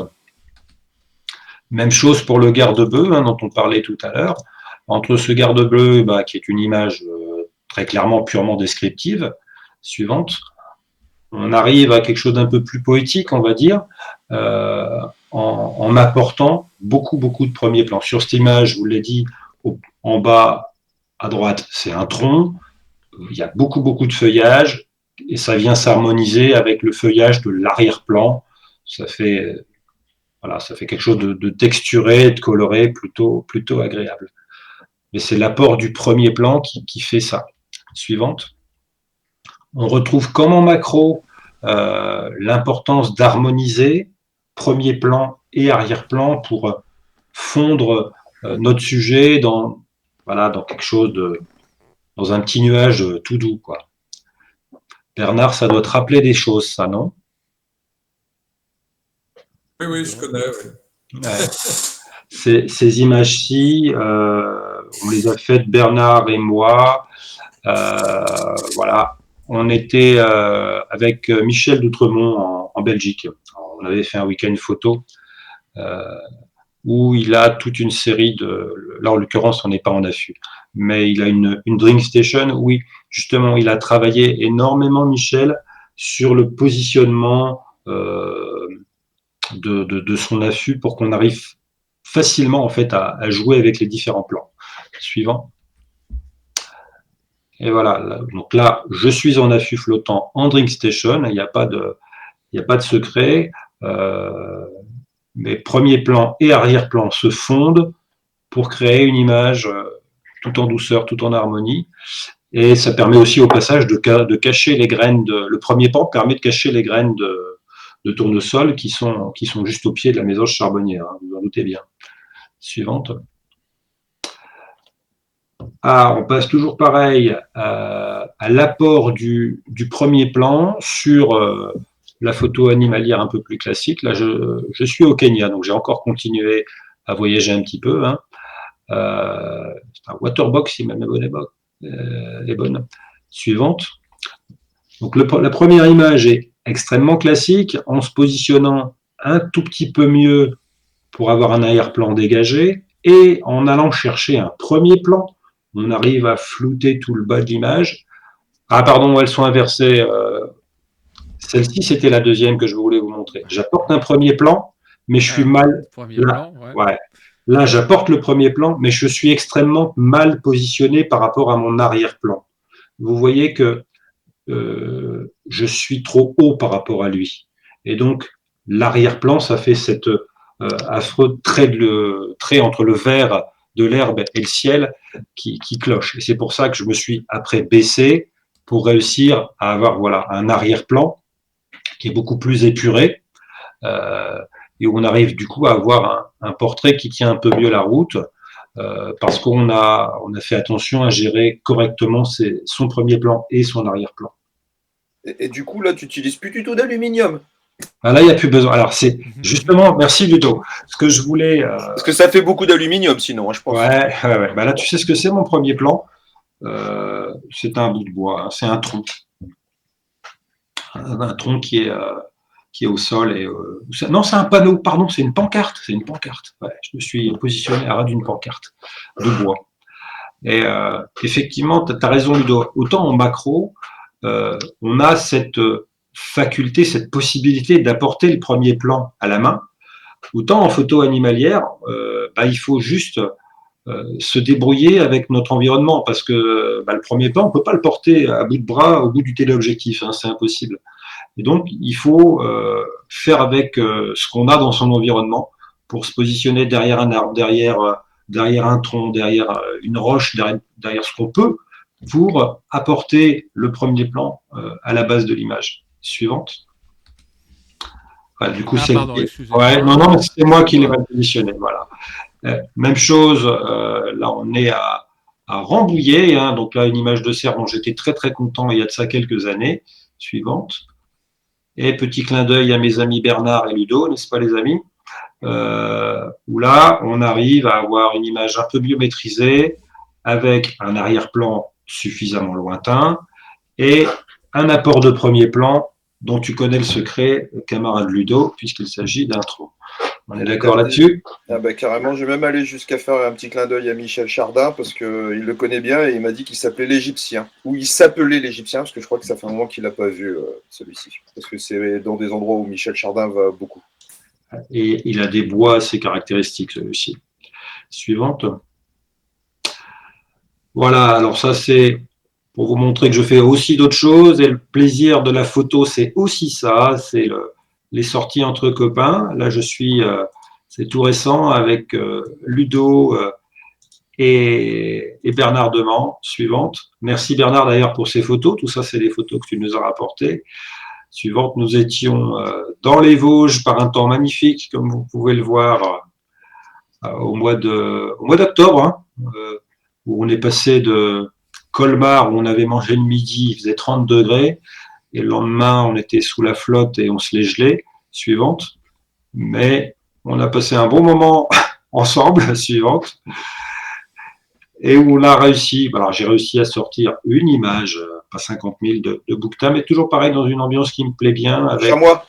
J'ai dit quoi de bouquetin? C'est l'alcool, c'est l'alcool. Merci, excuse-moi. De chamois. J'aurais pu. Pardon, de chamois avec premier plan, arrière-plan, comme j'aime bien. Suivante. Sur quoi je bosse actuellement? Actuellement, j'essaie, comme je vous l'ai dit, de travailler au maximum sur la gestion de la balance des blancs à la prise de vue. J'expérimente des vitesses lentes à ce sujet. Si quelqu'un arrive à me trouver les références d'un filtre à mettre sur mon 400 mm de 8, mais donc il se met devant l'objectif, il y a une petite cassette. Je voudrais réussir à trouver ça. Tout ce qu'on peut trouver chez Nikon, c'est un filtre polarisant, c'est tout. Mais j'aimerais bien pouvoir réussir à bloquer un peu la lumière pour faire des poses lentes. C'est des filtres ND que tu veux et qui se mettent tout à fait à la base de l'optique, hein, c'est ça? C'est bien ça, ouais. Et ça existe parce que nous on est Canon, mais chez Canon on en trouve assez facilement des ND, et là tu trouves que du polarisant. En tout cas, de la marque Canon, si tu veux. Après, il y a peut-être moyen de trouver sans doute ailleurs, hein, mais j'ai pas encore réussi à trouver avec certitude le truc qui va bien. Mais c'est vraiment quelque chose qui m'attire pour faire des poses lentes autrement que le soir. J'ai envie de pouvoir faire aussi des poses lentes en pleine journée, mais là, il n'y a pas de miracle. Hein. Il faut forcément un filtre ND, quoi. Ouais. C'est quoi la taille devant de ton optique? C'est derrière en fait. Ouais, j'ai bien compris, mais devant, c'est combien? C'est au moins 105, 110, peut-être même plus encore. C'est beaucoup plus. Sur sur le 400, devant, la lentille frontale. Ouais, c'est combien? C'est le 2.8 de 400. Je sais pas, il doit y avoir 25 cm au moins. Ah non, pas 25, faut pas exagérer. Mais... 20. Tu dois pas être loin de 20, le 2.8 de 300, il est presque à 20. Ouais, on est à 18, je pense. On doit être à 18, un peu comme ça. Donc voilà, je travaille sur la balance des blancs, sur les vitesses lentes, sur les décalages de mise au point, sur les doubles expos. Ça, c'est Gaspard qui me pousse aux fesses là-dessus. Sur les reflets, je vais terminer sur une série un peu plus militante. Tu peux avancer. Alors, le travail sur la balance des blancs, je le fais depuis un moment, tout comme vous, en fonction de ce qu'on veut faire. Là, j'ai choisi une balance des blancs très chaude, suivante. Et vous voyez qu'entre ça, c'était le RAW et l'image finale. Bon, il n'y a pas de truc de fou. Suivante. Mais ce que je cherche maintenant à faire, toujours pareil, mon RAW. Là, j'ai fait, dès la prise de vue, un réglage de la température, mais aussi où j'ai décalé dans le petit diagramme, là j'ai décalé complètement mon curseur pour avoir une image complètement rose. Voilà, c'était un choix de départ, hein. C'était, je me suis dit, le flanc rose, moi je le veux rose, et l'arrière-plan aussi. Vous vous doutez bien que l'arrière-plan, il n'est pas rose du tout, mais j'ai fait ce choix-là. Et donc entre le RAW et mon image finale, il y a un petit recadrage, et ça s'arrête quasiment à ça. Suivante. Voilà, quand je vous parlais de pause lente, tu vois, ça m'a inspiré la Camargue, hein, Pascal. Je vois. J'ai pas mal joué. Et surtout qu'en plus, c'est difficile d'arriver à faire des flamands originaux parce que. Enfin bon, je sais pas où tu les as fait. Tu étais au Pont de Go pour les faire? Ouais, tout à fait. J'étais à Pont de Go. J'ai passé la journée complète à Pont de Go. Je me suis bien amusé. Mais c'est vrai que c'est l'une des difficultés. On en est toujours pareil à la même chose. Les espèces, on va pas dire banales, mais classiques, on les a vues et revues. Et effectivement, ça devient un peu compliqué de sortir des images différentes. Alors, je sais pas si j'y arrive, mais enfin, en tout cas, j'essaye. Et puis là-bas, les flamands sont tellement en troupeau que des fois, c'est difficile d'arriver à en isoler un et, enfin, bon, et de de pas avoir de fond qui soit Trop bordélique. trop Ouais. connoté Pango aussi. Ouais. Bon, là tu as résolu la solution, là, hein, quand même, sur Oui. cette image. Suivante. Mais Mais encore mieux, là. ouais, mais ça, c'est des trucs. Alors, c'est complètement inspiré de Jonathan Loire, hein, forcément, qui sa série Flamingo m'avait à l'époque tapé dans l'œil. Donc voilà, je joue actuellement avec ce genre de choses, à faire des décalages de mise au point pour créer des ambiances un peu photomatiques. Suivante. Et les expos multiples. Pour l'instant, je me limite, moi, à 2 expos. Alors, ça, c'est ma première image. Suivante. Donc, c'est juste un cormoran en contre-jour, enfin, sur un ciel terne, fait en ombre chinoise, pardon, pas en contre-jour, en ombre chinoise. Une deuxième image où j'ai photographié le sol. Hein, ça, c'est les feuilles. On est en automne, c'est j'ai fait une photo volontairement floue du sol et le cumul, voilà, permet d'obtenir des ambiances comme ça. Au passage, ce que Gaspard vous a pas dit tout à l'heure, c'est que quand on fait des expos multiples, il est important de, à chaque fois, sous-exposer ces images. Parce que l'exposition des différentes images se cumule. Et donc, si toutes vos images sont bien exposées, à la fin, vous avez une image complètement cramée. Donc, il faut à chaque fois sous-exposer les images. Ça veut dire que là, tu les empiles dans le boîtier directement ou tu fais... Ouais, bien sûr. Ouais, non, je l'ai fait au boîtier. Parce que sinon, la solution, c'est de le faire en post-traitement et dans ce cas, tu gardes ton exposition normale, ça fonctionne très bien aussi. Oui, bien sûr. Ouais, mais c'est moins drôle. Disons que l'aspect créatif instantané est moins réel, oui. Et puis, ça te permet aussi, si tu veux, au boîtier, de multiplier. Et je l'ai fait là. Hein. J'ai fait ma première image de cormoran. Et après, j'ai multiplié les arrière-plans où tu peux tester et dire non, ça va pas. Suivante. Et tu reprends et tu recommences. Tu vois ce que je veux dire? Ouais, tout à fait. Ouais. Après, il y a une différence aussi, c'est que je pense que dans les concours, les sélections de concours, tu n'as pas le droit de faire du post-traitement pour faire de la multi-expo, alors qu'au boîtier, c'est autorisé. Oui, Ouais. bah ça c'est possible aussi. Hein. Ça dépend des règlements, mais effectivement, au-delà des concours, on n'aborde pas la même manière en post-traitement que quand on le fait directement sur le boîtier. Mais maintenant, c'est vrai que les boîtiers, à la fois la prise de vue et puis avec les live view, on peut, enfin avec la vue dans le viseur, on peut arriver à faire ça au petit oignon. Hein. Ouais. Oui, Gaspard râlait gentiment, mais il a tout à fait raison. Hein. C'est beaucoup plus simple de faire des expos multiples en boîtier hybride qu'en réflexe. Hein. Et encore, vous n'avez jamais fait ça avec de la diapo, hein, les gars. Non, c'est vrai. Oh, mais t'es un fou, toi. Suivante. Non, on l'a fait quand on n'avait rien d'autre pour le faire. Hein. On est juste un peu plus âgé, c'est tout. Voilà, toujours pareil sur les expos multiples. Bon, là, on a une image d'un Sanderling qui est assez classique, on va dire. Suivante. Excusez-moi, mais j'ai juste, comme j'étais pas là au début avec Gaspard, mais comme j'ai déjà pas mal de fois discuté avec Gaspard, il y a un truc aussi qui moi, me rend incompréhensible, excuse-moi, je te coupe un petit peu, c'est que maintenant, avec les hybrides, je sais pas si c'est le cas pour tous, mais pour la plupart, tu fais de la multi-expo et tu sors un JPEG, tu ne sors plus un RAW. Ça dépend des boîtiers. Ouais, effectivement.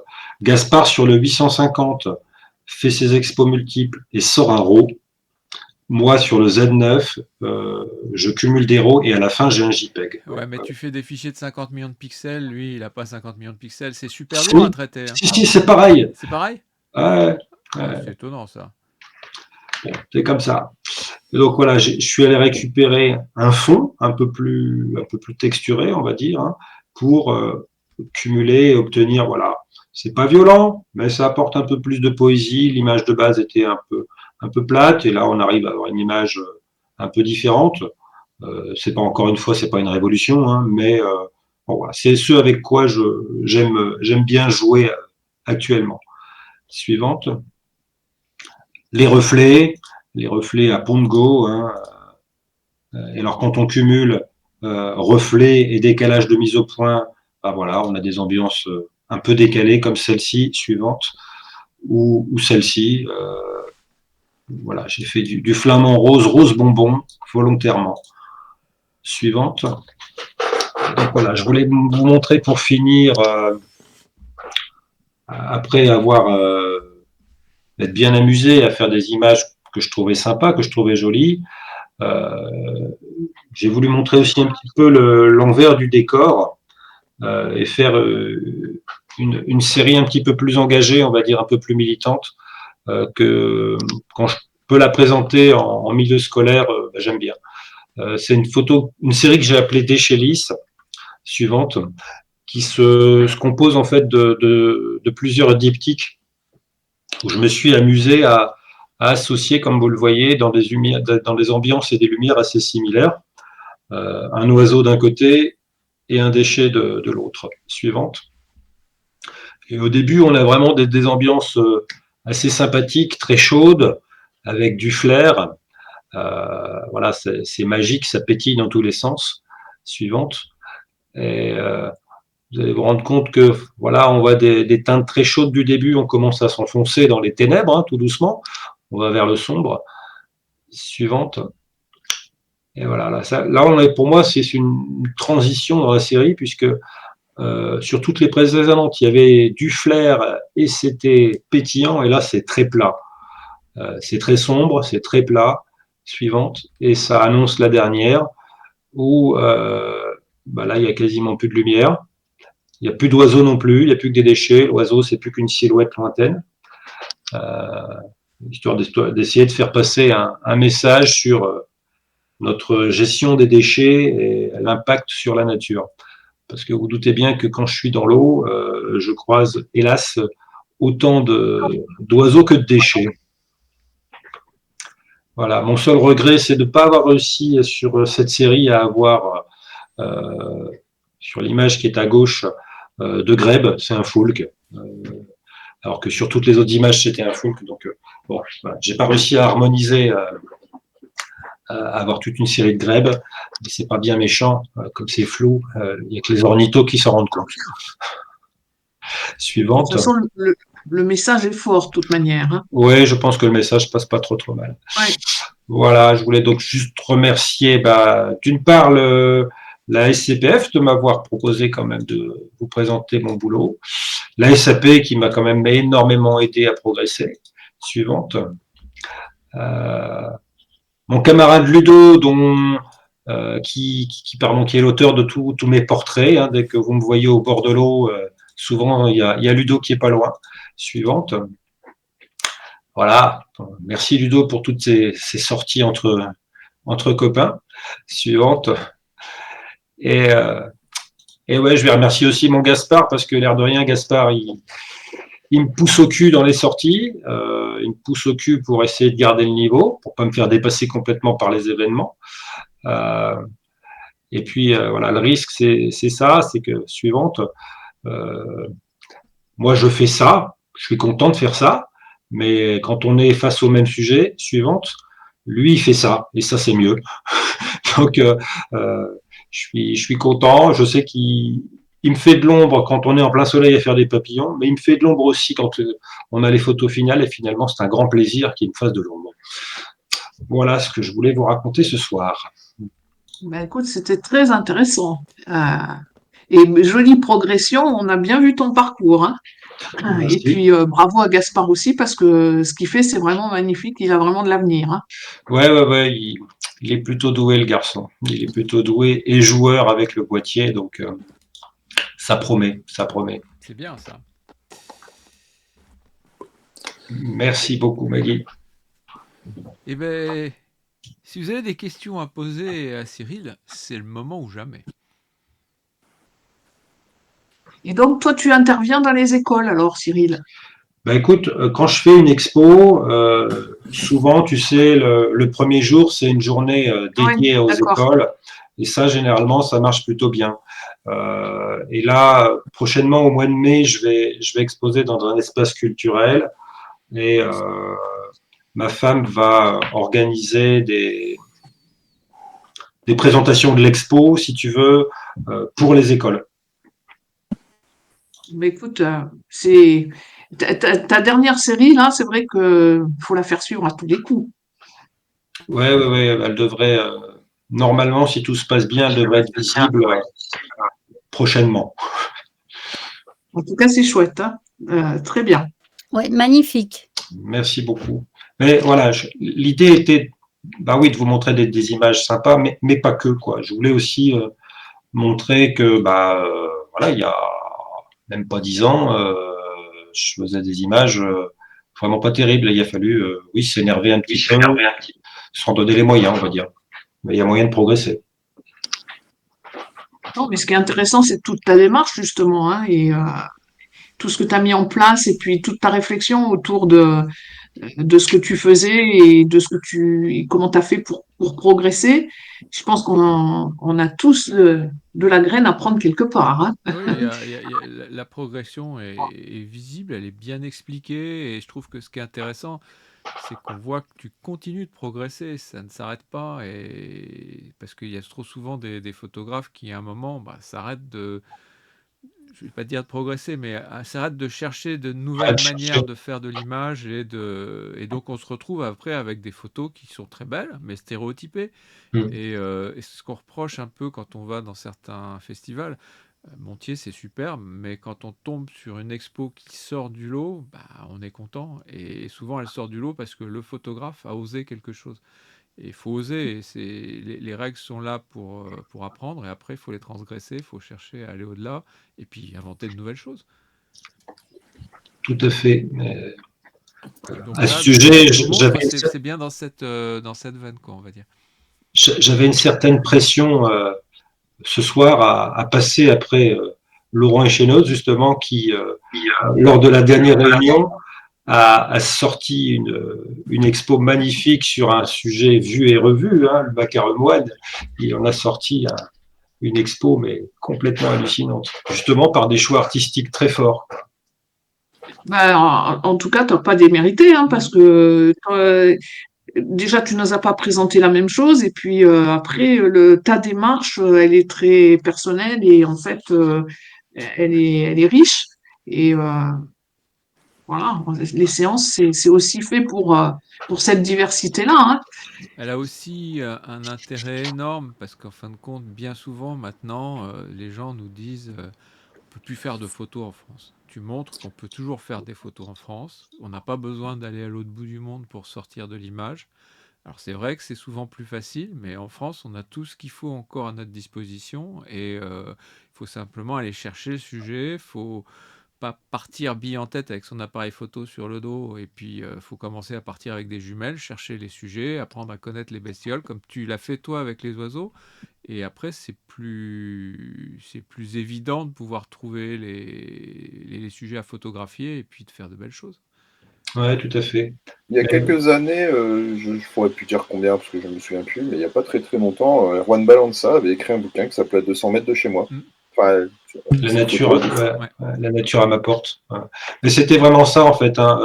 Tous ces voyages au Spitzberg m'ont rendu amoureux de la nature, mais il y avait une telle frustration quand j'en revenais à la maison de me dire mais bon, maintenant il faut se dire la nature elle est là et il faut faire avec ce qu'on a là à notre porte. Il n'y a pas de raison de se dire qu'on ne peut faire des photos que quand on va à l'autre bout du monde. Il n'y a aucune raison. Et pour la macro, moi qui habite en région parisienne, dans le sud de la région parisienne, j'ai jamais fait autant de macro que pendant le confinement dans mon jardin.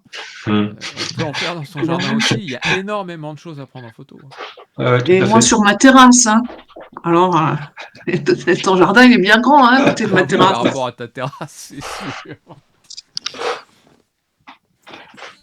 Et c'est vrai, on dit que finalement, on fait de la photo, c'est pour faire aimer la nature au grand public. Et en fait, le meilleur moyen, c'est quand même de leur faire aimer la nature qui est aux portes de leur promenade ou de leur jardin. Hein.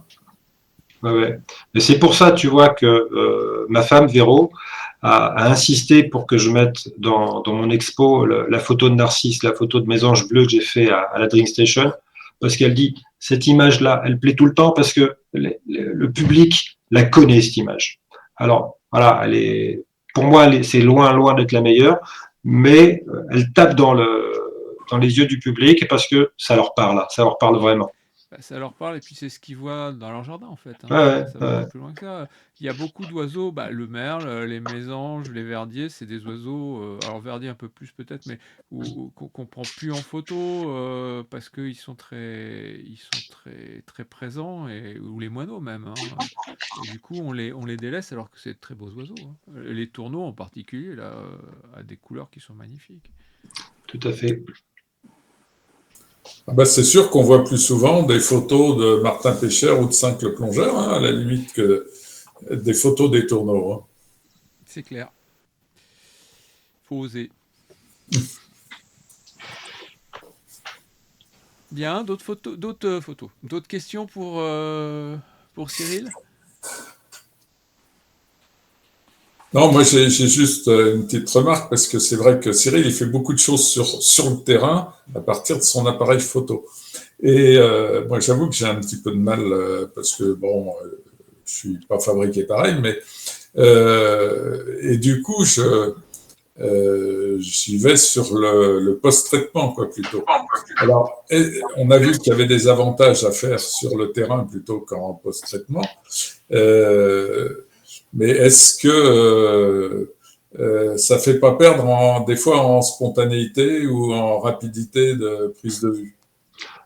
Non, pas forcément. Après, ça devient un réflexe, ça devient une habitude, c'est-à-dire que dès que tu vois un sujet, tu te dis bon, attention, l'arrière-plan est vide, du coup tu te décales pour aller choper ce que tu veux derrière. Tu penses beaucoup plus vite en fait à ces différents éléments.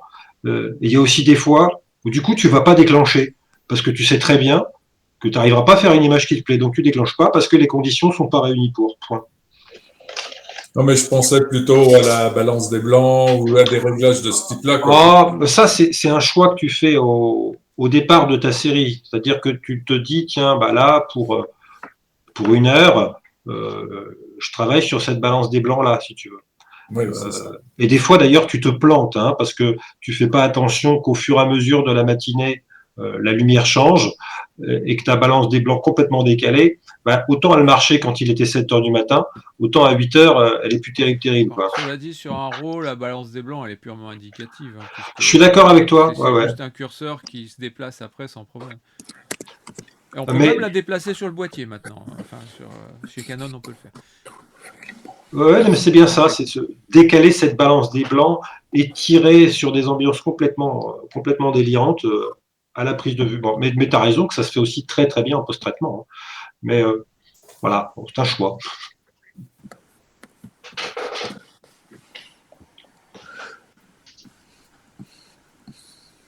Bien. Plus de questions?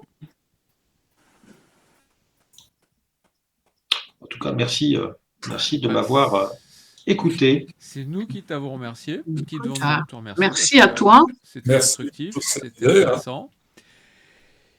Et puis, bah voilà, du surcoup, bah, on va vous souhaiter une bonne soirée. On va vous souhaiter de bonnes vacances pour ceux qui y sont ou qui vont bientôt y être. Et de bonnes photos. Et rendez-vous le mois prochain pour la séance technique qui aura lieu je suis en train de regarder. Le 15 certainement. Non, on a une année bissextile. Donc qui aura lieu le 16. Non, le 15, c'est pareil. Non, le 14, pardon, je dis une bêtise. Non, 1, 2, 3, non, le 21, pardon. Si, non, c'est ça, le 14. Non, 14. Ah, 21, oui, le 14, c'est à Paris, oui. C'est à Paris, donc le 21. Le 14, c'est à Paris. Le 16, donc, c'est l'AG. D'accord, 16 mars. Et puis voilà, quoi. Hein. Et puis, comment ça s'appelle, le podcast de la soirée de ce soir sera sur le site dès qu'Olivier l'aura mis sur YouTube. Je le mettrai moi sur la chaîne YouTube ce soir. Là, ça prend à peu près 1h30 à YouTube met 1h30 à peu près le moulinet et il sera disponible donc demain matin. Donc demain, moi je le mettrai sur le site, comme ça vous pourrez le retrouver directement en allant sur le site de la SCPF. Merci à tous ceux qui m'envoient des messages gentils. Je suis pas très doué avec le logiciel, donc je ne sais pas vous répondre. Mais en tout cas, merci beaucoup. Bonne soirée à tous. Bonne soirée à tout le monde. À bientôt. À bientôt. Salut. Salut. Allez, au revoir.